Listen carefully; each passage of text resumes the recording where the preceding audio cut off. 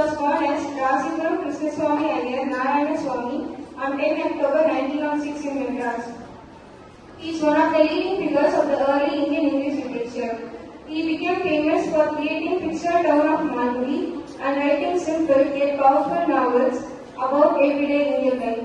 He became famous and he achieved international recognition as one of the greatest English Indian novelists. His novel The Guide won the prestigious Sahitya Academy Award in 1960.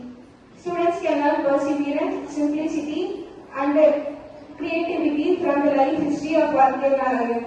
He also received Padma Bhushan and Padma Vibhushan in 1964 and 2000. He passed away on May 13, 2001 at the age of 94. Thank you. KONGUNADU Metric Higher Secondary School, Nallipalayam, Namakkal.